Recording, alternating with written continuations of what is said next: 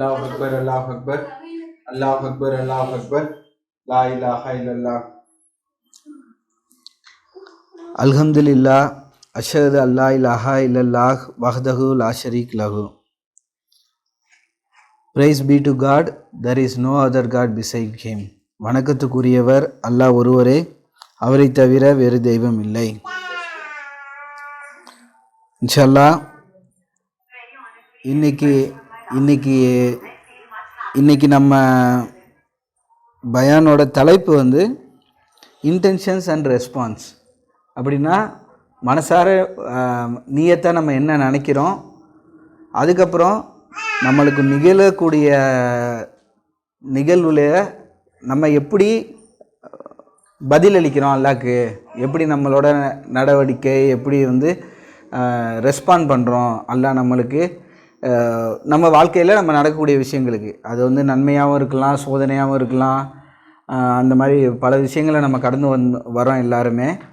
அது எல்லாத்துக்கும் நம்ம எந்த வகையில் நம்ம பதிலளிக்கிறோம், எப்படி நம்ம ரெஸ்பான்ஸை காட்டுறோம் அப்படிங்கிறத இன்ஷா அல்லாஹ் நம்ம பார்ப்போம்.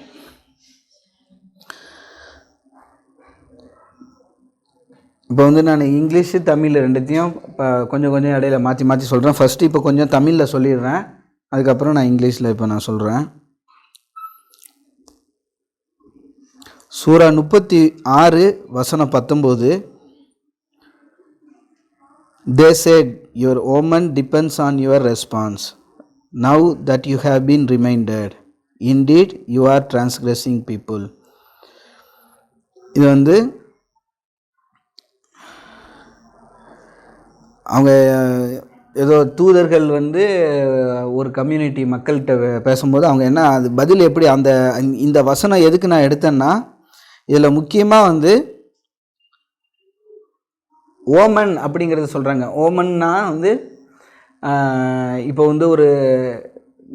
ஒரு நல்லது நடக்க போகுது அப்படிங்கிற ஒரு விஷயம் சகுனம். இப்போ இப்போ நல்ல சகுனம் கெட்ட சகுனம் சொல்லிட்டு அந்த மாதிரி நிறையா இதில் வழிமுறையாக சொல்லிக்கிட்டு இருப்பாங்க. இப்போ காலையில் எழுந்திரிச்சோன்னே எனக்கு நல்லா பாசிட்டிவாக இருக்குது, எனக்கு நீங்கள் ஏதோ ஒரு நல்லது நடக்கிறதுக்கு முன்னாடி எனக்கு அந்த இது இருக்குது, நல்லது நடக்குங்கிற இது அப்படிங்கிற மாதிரி சொல்லுவாங்க. ஆனால் இப்படி இருக்குங்கிறத குரானும் அதை இருக்குது அப்படிங்கிறது. இது என்ன, இந்த வசனம் என்னென்னா, தூதர்கள் மக்கள்கிட்ட சொல்கிறாங்க, உங்களோட சகுனம் கடவுளோட நாட்டுப்படி தான் நடக்குது. சகுனம்னு இருக்குது, அது கடவுளோட நாட்டுப்படி தான் உங்களுக்கு நடந்துக்கிட்டு இருக்கு. உங்களுக்கு நல்லது நடக்கிறதா இருக்கட்டும், இல்லை ஒரு பயமான சூழ்நிலை அந்த மாதிரி உள்ளது எல்லாமே கடவுளோட நாட்டுப்படி தான் உங்களுக்கு நடந்துக்கிட்டு இருக்கு அப்படின்னு இந்த வசனத்தில் அல்லாஹ் சொல்கிறாங்க.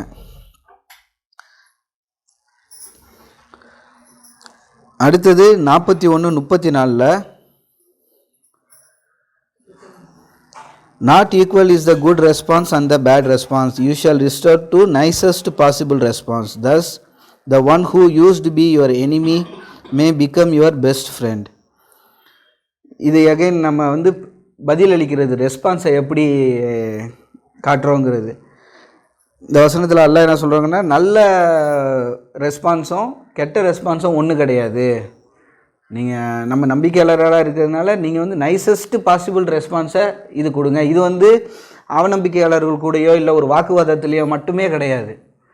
நம்மளோட டெய்லி வாழ்க்கையிலையும் சரி, நம்ம நம்மளுக்கு மூடுக்கு தகுந்த மாதிரி நல்லபடியாக பேசுகிறது, இல்லை கோவத்தில் பேசுகிறது, இல்லை கொஞ்சம் இழிவுபடுத்துகிற மாதிரி பேசுகிறது, இது எல்லாமே அல்லாஹ் என்ன சொல்கிறாங்கன்னா, எப்போவுமே நீங்கள் நல்ல ரெஸ்பான்ஸையே கொடுங்க அப்படின்னு சொல்கிறாங்க. இது எதுக்கு நான் அந்த இதுக்கு முன்னாடி அந்த சகுனத்தையும் இதையும் நான் எதுக்கு நான் ரிலேட் பண்ணி சொல்கிறேன்னா, நம்ம எப்போவுமே ஒரு நல்ல விஷயத்தை பற்றியே நம்ம பண்ணிக்கிட்டு இருந்தோம்னா ஆட்டோமேட்டிக்காக நம்ம ஒரு பெரிய ஒரு காந்த மாதிரி நல்ல விஷயத்தில் இன்னும் அதிகமாக நம்ம அட்ராக்ட் பண்ணுவோம். இது குரான்லேயும் அல்லாஹ் இந்த மாதிரி அதை ஏற்கனவே டிஸ்கஸ் பண்ணுறது, அந்த லாஸ் ஆஃப் அட்ராக்ஷன்னு. எப்படின்னா, ஒரு நல்ல விஷயத்தை பற்றியே நம்ம அதிகமாக பேசிக்கிட்டு சுற்றி இருக்கிறவங்களே நல்லவங்களாம் நம்ம அமைச்சிக்கிட்டு ஒரு நல்ல இதில் இருந்தோம்னா நம்ம இன்னும் அதிகமான நல்ல விஷயங்களை நம்ம பக்கம் ஈர்ப்போம், எல்லாமே நம்மள்கிட்ட தேடி வரோம். என்னன்னா, அதுக்கு தான் நீயத், அந்த இன்டென்ஷன் அப்படிங்கிறதுல நம்ம தூய்மையாக இருக்குன்னு.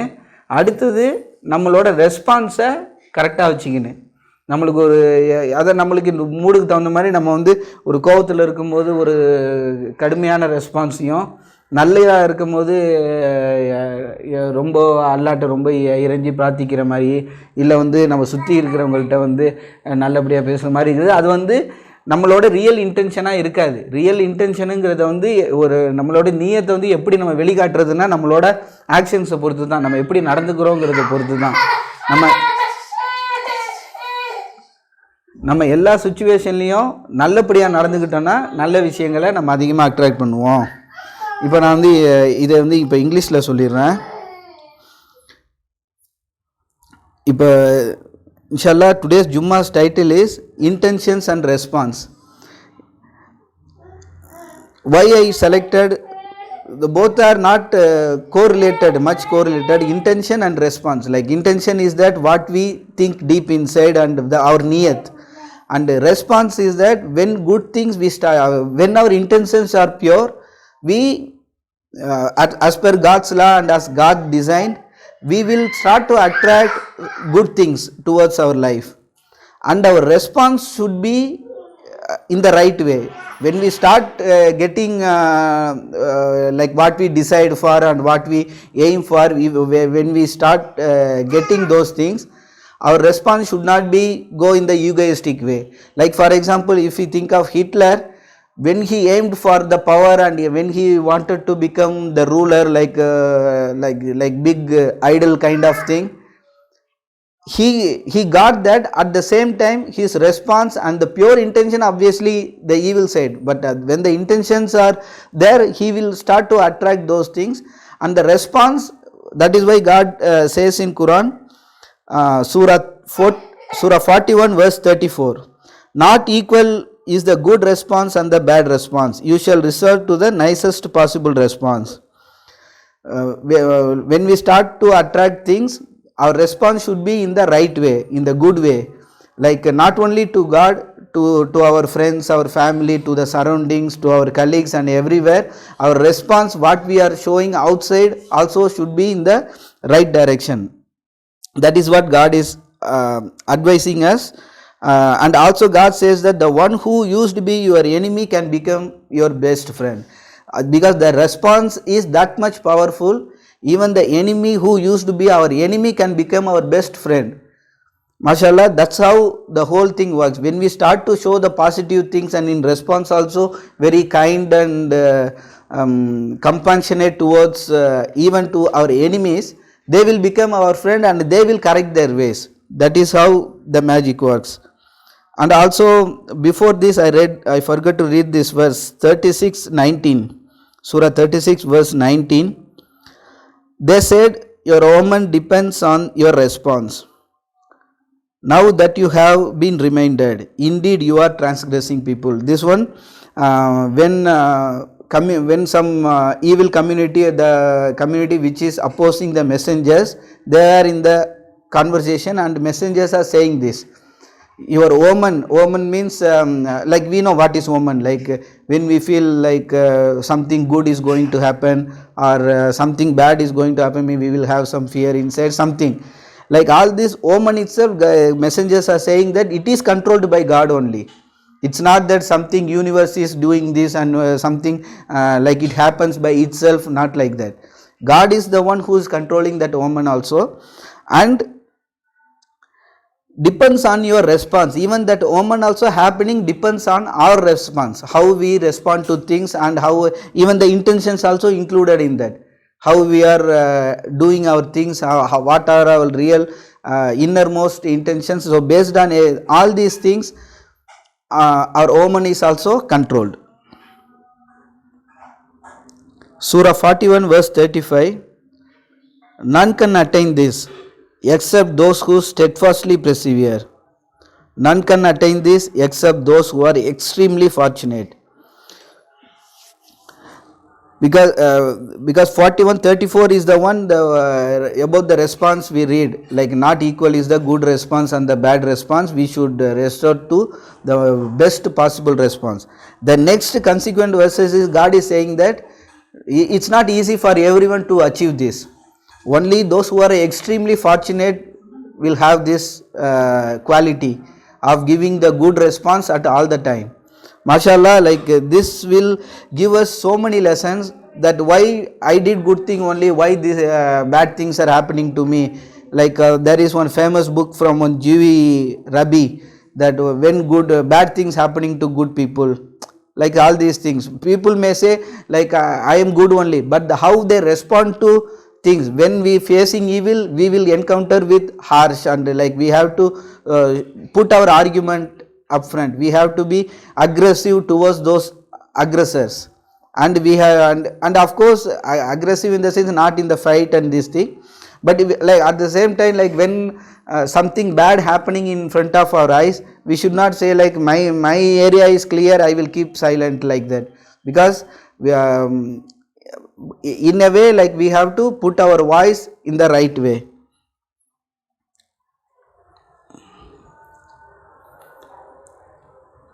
இது சூரா 41 வசனம் 34 வந்து நல்ல ரெஸ்பான்ஸும் பேட் ரெஸ்பான்ஸும் ஒன்றும் இல்லை அப்படிங்கிறத பார்த்தோம். அதுக்கு அடுத்த வசனமே அல்லாஹ் என்ன சொல்கிறாங்கன்னா, இதை வந்து ரொம்ப ஒரு எக்ஸ்ட்ரீம்லி ஃபார்ச்சுனேட்டடான ஆளுங்களை தவிர யாருமே இதை அடைய முடியாது அப்படின்னு அல்லாஹ் சொல்கிறாங்க. அல்லாவே வந்து இது வந்து ரொம்ப ஒரு பெரிய தகுதிக்கு உரிய விஷயம், இதை வந்து சாதாரணமான மக்களால் இதை அடையவே முடியாது, இது வந்து அந்த அளவுக்கு கஷ்டமானதுங்கிற மாதிரி சொல்கிறாங்க. இது என்னன்னா எல்லா சுச்சுவேஷன்லேயும் அதான் அந்த வசனம் 41:34 எல்லா நேரங்கள்லையுமே நல்ல ரெஸ்பான்ஸை கொடுக்குறது. அதுக்கு அடுத்த வசனம் தான் எல்லாம் சொல்கிறது, இதை வந்து எக்ஸ்ட்ரீம்லி ஃபார்ச்சுனேட் அப்படி அந்த கேட்டகரியில் ரொம்ப ஒரு தகுதி உடையவங்களால் மட்டும்தான் இந்த தன்மையை அடைய முடியுது அப்படின்னு எல்லாம் நம்மளுக்கு சொல்கிறாங்க. ஸோ இது எல்லாமே நம்ம வந்து நியத்தை வந்து நம்ம எல்லாருமே வந்து நம்பி ஒரு நல்லவங்களாக தான் இருக்குன்னு, ஒரு சமுதாயத்தில் வந்து ஒரு அல்லாஹ்க்கு பொருத்தமான வாழ்க்கையை தான் நம்ம வாழணும் அப்படின்னு சொல்லிட்டு எல்லாருக்குமே வந்து ஒரு ஆசைன்னு இருக்கும். ஆனால் அந்த ரெஸ்பான்ஸும் ரியல் இன்டென்ஷனும் நம்ம எப்படி இருக்கோம் அப்படிங்கிறத பொறுத்து தான் நம்மளை சுற்றி இருக்கக்கூடிய விஷயங்களும் நடக்குது. இதில் வந்து ரொம்ப கவனமாக இருக்குன்னு. இப்போ வந்து ஒரு எக்ஸாம்பிள் சொல்லணுன்னா, இப்போ வந்து ஒரு லாரி அப்படிங்கிறதோட பர்பஸ் என்ன, ஒரு இடத்துலேருந்து இன்னொரு இடத்துக்கு ஒரு ஜாமானை கொண்டு போகிறது வர்றது. அதே நேரத்தில் வந்து அந்த டிரைவர் வந்து இப்போ வந்து ஒரு நிதானம் இல்லாமல் ஒரு இஷ்டத்துக்கு தப்பாக ஓட்டுனாங்கன்னா அது வந்து ஆக்சிடெண்ட் ஆகுது, மற்றவங்களுக்கும் அது சேதத்தை விளைவிக்குது. அந்த மாதிரி தான் நம்மளோட அந்த லாரியில் வந்து நம்ம வந்து கொஞ்சம் கொஞ்சமாக ஒரு நல்ல விஷயங்களை நன்மைகளை சேர்த்துக்கிட்டு இருக்கோம். கொஞ்சம் ஒரு சின்ன கவன சிதறல் ஏதாச்சும் நம்மளோட எனக்கு மூடு அப்படி இருந்துச்சு அதனால் நான் அப்படி பேசுவேன் அப்படிங்கிற மாதிரிலாம் நம்ம இருந்தோம்னா நம்ம வந்து அந்த லாரி டிரைவர் மாதிரி தான். நம்ம வந்து அந்த ஒரு சின்ன ஒரு லாரி ஆக்சிடெண்ட் ஆகுறதும் ஒரு செகண்டில் கவனம் சிதறல தான் அந்த மாதிரி ஆகுது அப்படிங்கிற மாதிரி இருக்குது. ஒரு கஷ்டம் அந்த மாதிரி சுச்சுவேஷன் அமையும். ஒரு கஷ்டமான ஒரு வளைவு இருக்கும், அதில் இருட்டில் இருக்கும், இல்லை மழை கடுமையாக பெய்யும். எல்லா நேரத்துலையுமே நம்ம அந்த கவனத்தோடு நம்ம இருந்தோம்னா நம்மளுக்கு எப்படி சொல்கிறது, அந்த நல்ல விஷயங்கள் நம்ம சம்பாதிக்கிறத வந்து நம்ம பாதுகாப்பாக நம்ம வந்து கொண்டு போய் எங்கே சேர்க்கணுமோ அங்கே கொண்டு போய் நம்ம கவனமாக நம்மளால் கொண்டு போய் சேர்க்க முடியும்.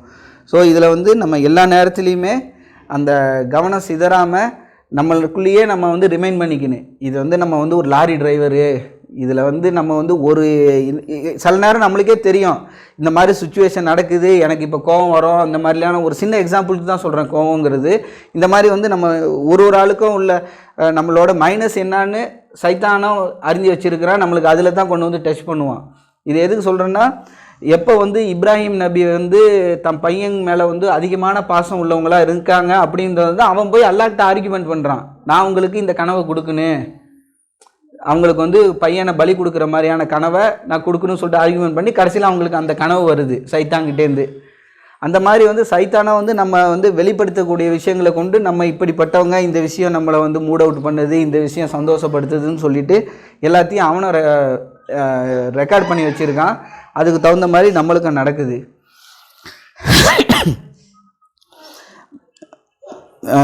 இன்ஷால்லா we will continue தூபிலல்லா repent. அல்ஹம்துலில்லாஹ் அஷ்ஹது அல்லா இலாஹா இல்லல்லாஹ் வஹ்தஹு லா ஷரீக் லஹு. வணக்கத்துக்குரியவர் அல்லாஹ் ஒருவரே, அவரை தவிர வேறு தெய்வம் இல்லை.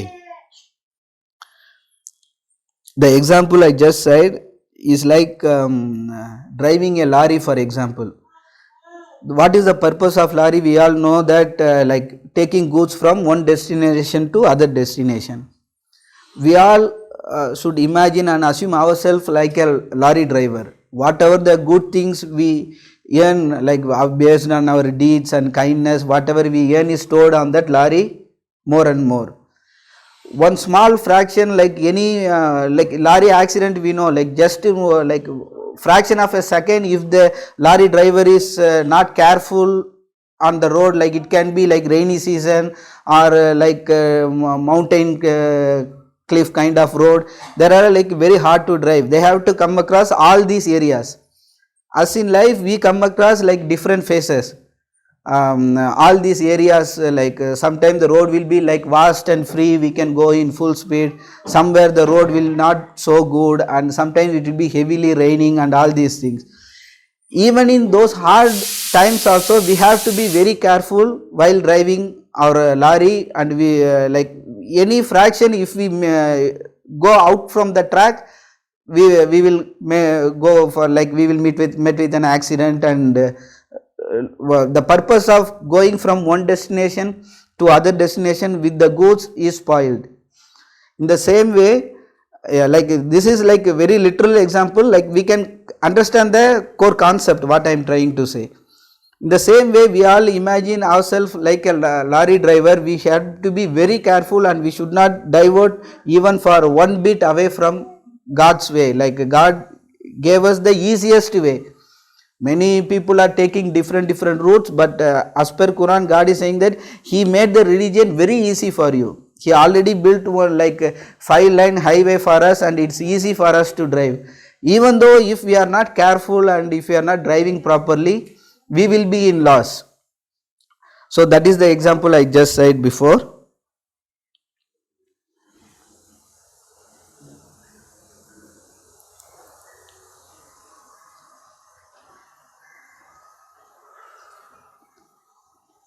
Surah 4 verse 62.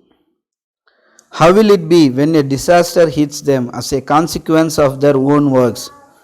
They will come to you then and swear by God, our intentions were good and righteous. There are people who think they are doing right thing, but actually when the disaster hits them and when they face loss, they will say our intentions are like pure, we are not the people, we are righteous people.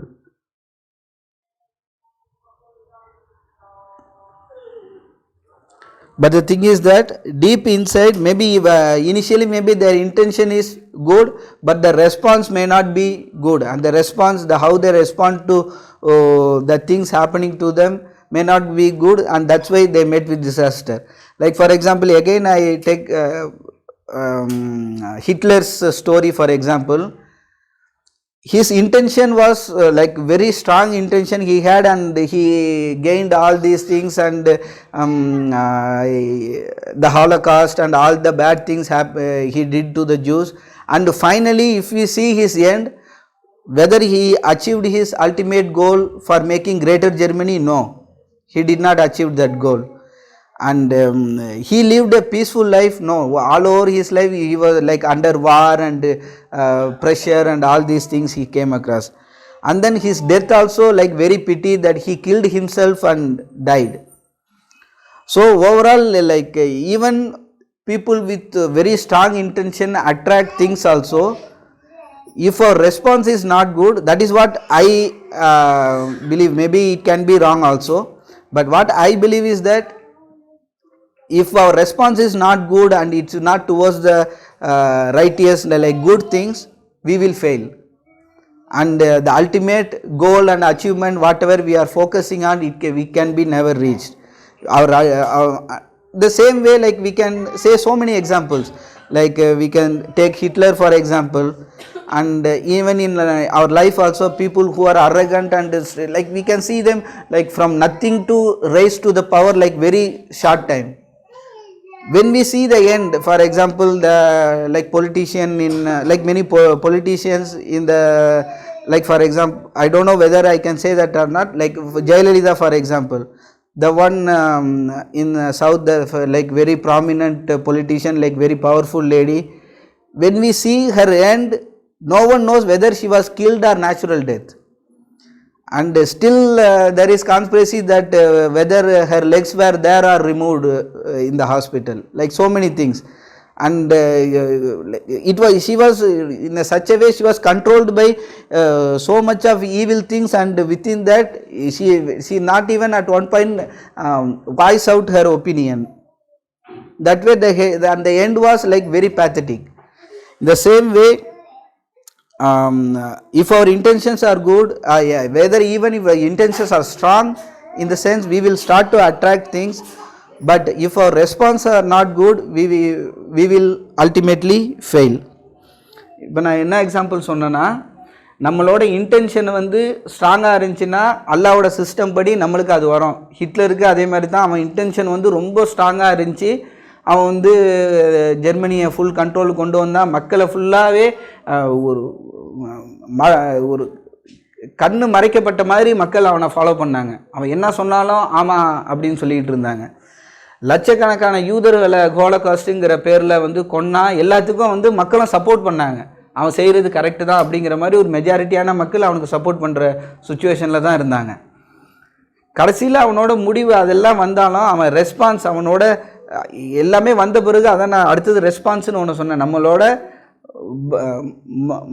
மறுபதில் அளிக்கிறது வந்து எப்படி இருக்கிறதுன்னு, அதில் வந்து அவன் தப்பாக அதையே அவன் கண்டினியூ பண்ணால் அது சரியாக இல்லாதனால அவனோட முடிவை பார்க்கும்போது அவன் வந்து என்ன ஒரு இப்போ வந்து இப்போ எப்படி சொல்கிறது, ஒரு கிரேட்டர் ஜெர்மனியை உருவாக்கணும்னு சொல்லிட்டு தான் அவன் வந்து அந்த அதை சொல்லி தான் அவன் வந்து அந்த பவருக்கு வரான்.